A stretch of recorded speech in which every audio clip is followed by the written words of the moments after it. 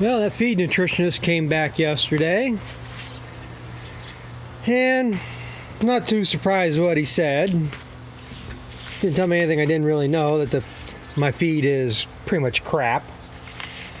Got made late and doesn't have the feed value and stuff to it. But it came back 8% protein, which is way low.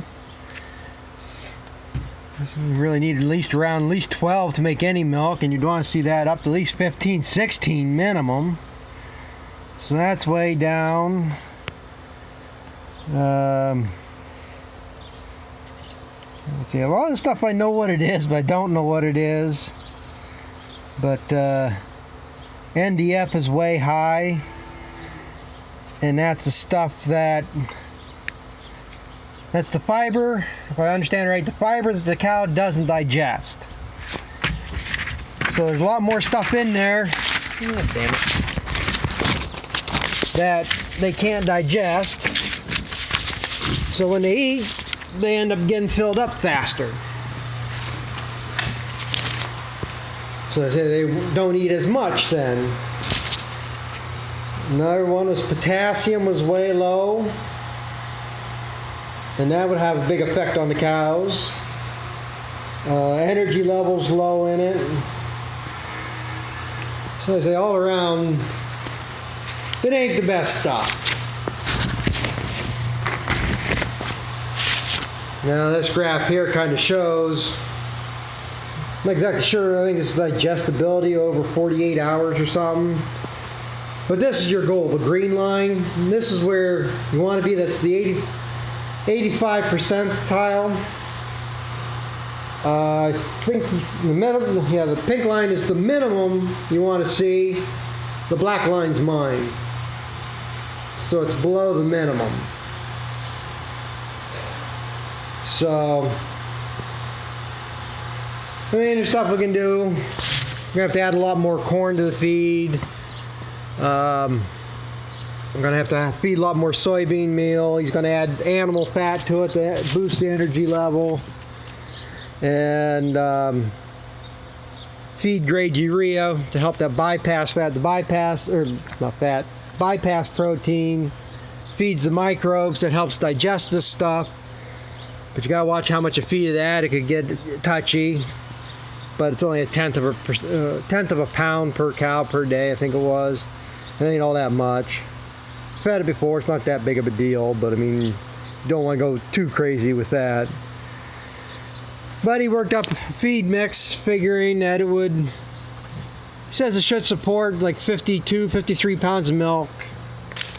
I say I'm way down low, and we don't want to jump too hard too fast. But my main goal right now is to see a response out of these cows from changing something. So that's going to be the big thing. Like I say, he's from another feed mill, and that's what kind of ticks me off. Gave me all these papers, these graphs and stuff.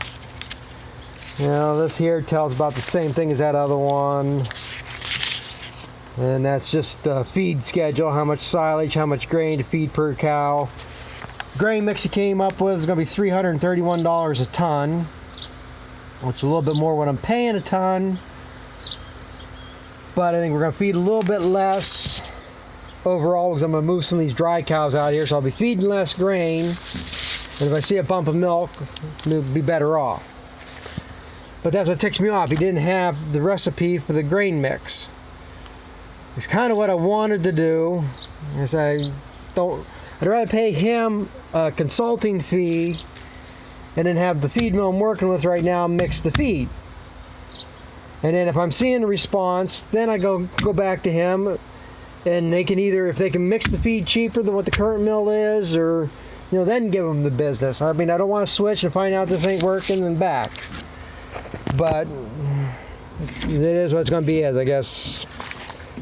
They want to keep it preparatory, or how you say that. So we won't see much of this till next week. I got enough feed till for at least the first week, so it probably won't be until at least a week from now before I'll be getting a new feed mix to change.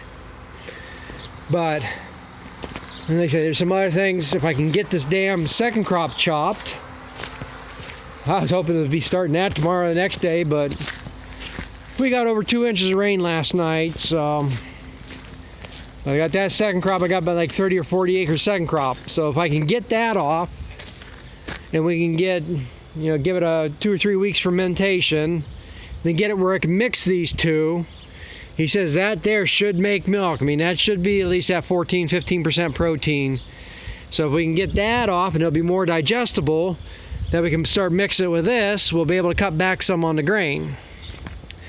So that's the hope right now. But like I say, I wanted to start chopping here the next day or so, but where I want to put my silo bags, I started leveling that out yesterday, and with the amount of rain we got, there's no way I'm going to be able to get in there. I mean, it'll be a week before I can even think about that.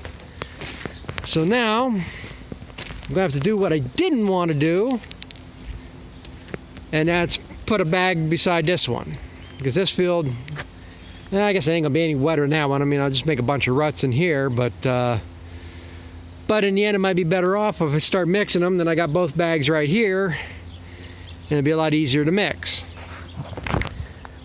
And then here in 2-3 weeks, probably 2 weeks, that Sprint will be ready, and then I'll have that Sudan grass. I'll bag that over there then. But so that's the plan on that right now. So it's kind of surprised that he came back. So it's been a plus this week. Another plus is that cow that I had go down in the parlor here, it'll be a week and a half ago or so now. She's actually coming back on milk. That quarter, she got the mastitis and it's pretty much going to be done, but so I'll get her back in there. And the other thing this nutritionist was telling about, a lot of corn was planted late, and they're talking maybe an early frost. So there might be such a thing. If we get a frost here in the next 3-4 weeks, some of this corn's not going to make it. If I can find somebody right close, maybe I can actually buy a corn out of the field and chop it off. They'll take the insurance payment for it, and then they might sell it just cheap enough to get it out of the field or something. So that's something to look at here yet. I don't think I can afford to talk to somebody into let me chop the corn off. What they'd have to have a ton for it. But like I said, that's going to be some options there. But so as I mean, he seems a little bit encouraging. We just got to get a little bit better feed, but seems to be got something to work with here. I mean, I'm not going to be seeing 70-pound tank averages, but maybe I can get them back up in that 50-60 pound range. And I know some of the problems with the dry cows. I got some things to change around here. Maybe that'll make it better for them, and I won't have all the problems when they come fresh, so they'll start milking off better. So here, maybe next month or so, we can get that turning around a little bit. And maybe if I have to, I can look into buying some cows. But if I'm not going to be able to get them the milk on anything, no sense buying cows and feeding them for nothing. So, like I said, the next couple of days here, I have to finish getting that equipment ready and get that bagger set up, because I'll be bagging there now. And I said maybe Friday or Saturday I'll be able to go on this. Won't take too much to dry out where I could go, but actually I never expected the rain we got there last night. The old milking barn up there started flooding. Water comes down here in the front. And I can't find where the hole is, but there's one wall there right by them big doors, and it follows underneath it and comes out in front of the cattle that I got in the barn. Didn't flood too bad, but we had a big puddle in there last night. So, but like I say, so far this week has been looking a little better than the last couple of weeks. But like I say, still got to see some stuff turn around here. Oh, cat, go away. So, yeah, I guess I'm going to end this here. My phone's down to about 2% now. It's about ready to go dead. So, thanks for watching, and we'll talk with you guys later.